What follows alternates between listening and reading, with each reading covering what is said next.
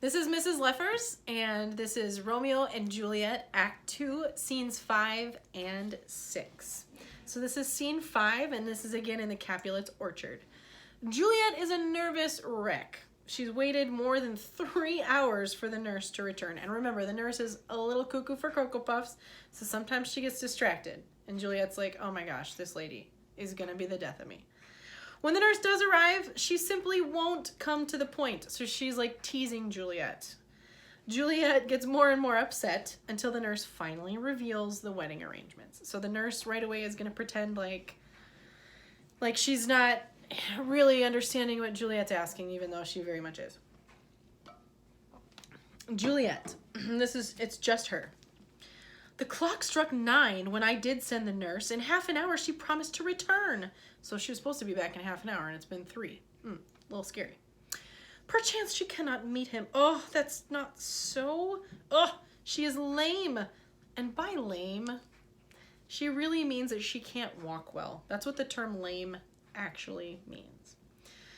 Love's heralds should be thoughts, which 10 times faster glide than the sun's beams, driving back shadows over lowering hills.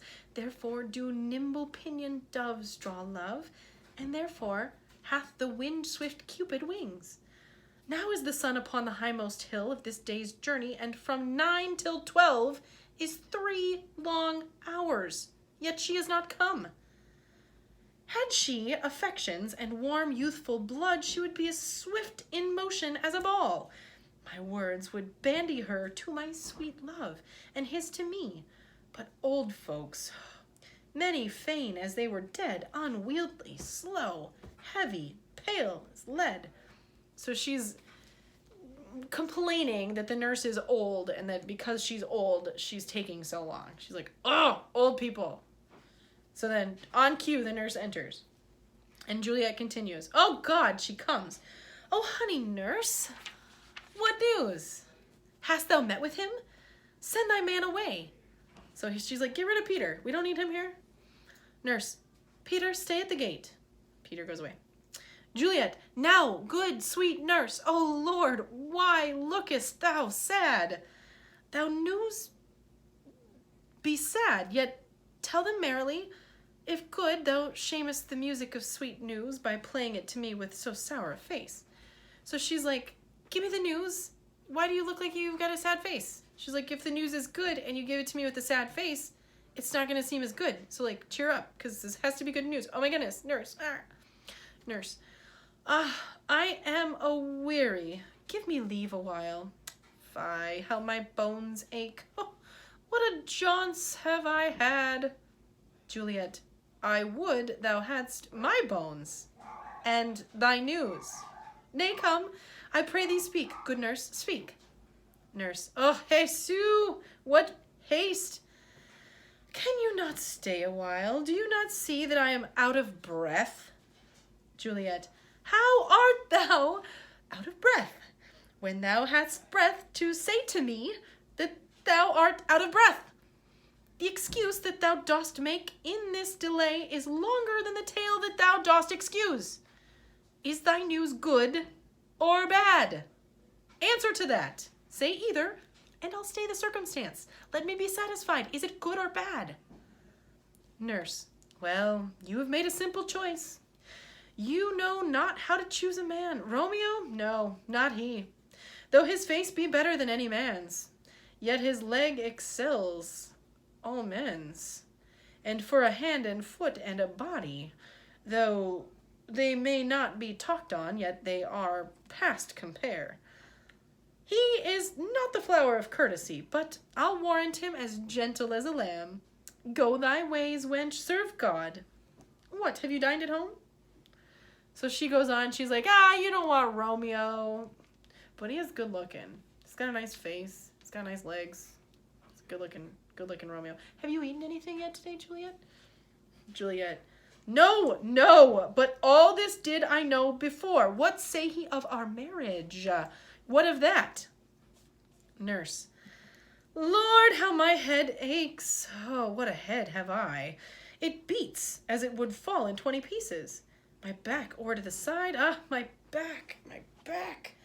Beshrew your heart for sending me about to catch my death with jouncing up and down. Juliet, in faith, I am sorry that thou art not well. Sweet, sweet, sweet nurse, tell me, what says my love? So she's like losing her temper. She's like, okay, I get it. You're old and you hurt. And I love you. And I'm so happy that you went out and did this thing for me, nurse. But for the love of God, tell me what's going on. Nurse, your love says, like an honest gentleman, and a courteous, and a kind, and a handsome, and, I warrant, a virtuous. Where is your mother? Juliet, where is my mother? What? She is within.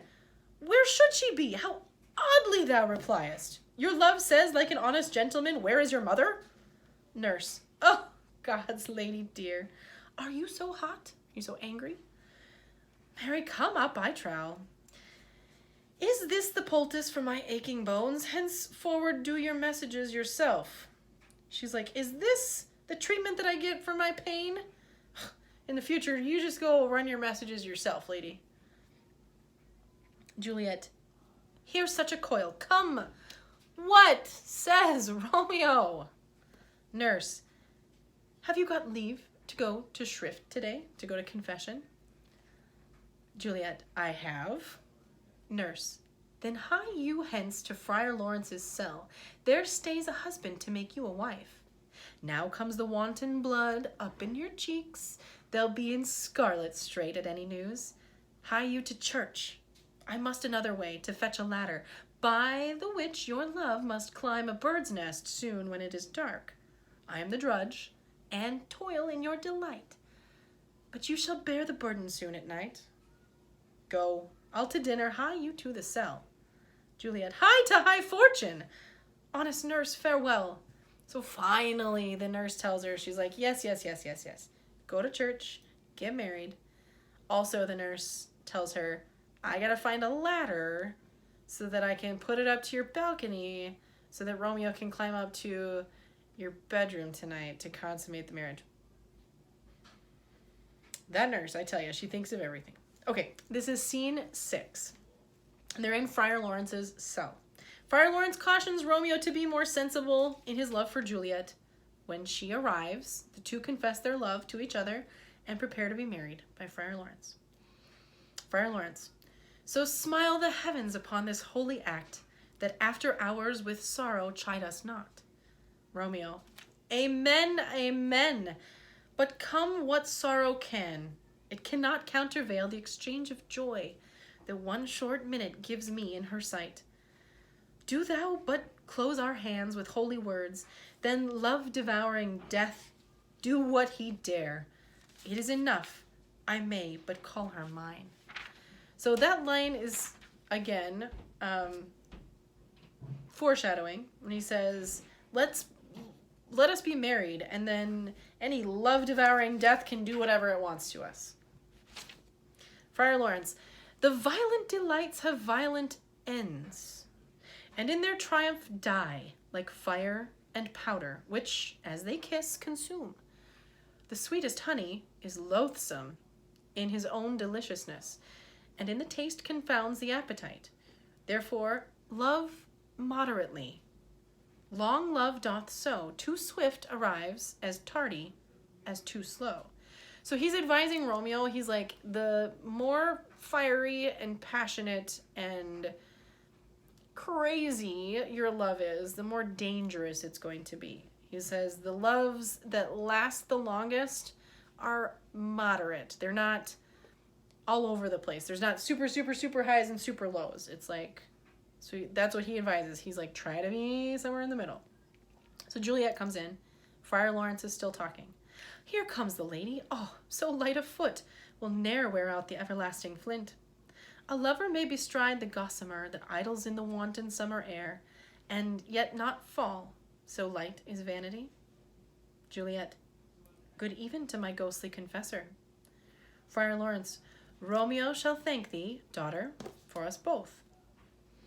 Juliet, as much to him, else is his thanks too much. Romeo, ah, Juliet, if the measure of thy joy be heaped like mine, and that thy skill be more to blazon it, then sweeten with thy breath this neighbor air, and let rich music's tongue unfold the imagined happiness that both receive in either by this dear encounter. Juliet. Conceit, more rich in matter than in words, brags of his substance, not of ornament. They are but beggars that can count their worth, but my true love is grown to such excess, I cannot sum up some of half my wealth. Friar Lawrence. Come with me, and we will make short work, for by our leaves you shall not stay alone, till Holy Church incorporate two in one. So he basically says, he's like, you don't get to go do the fun part of marriage until this is complete. We need to make it an official marriage, and then you can go be married. Do the things that married people do. So that is the end of Act 2.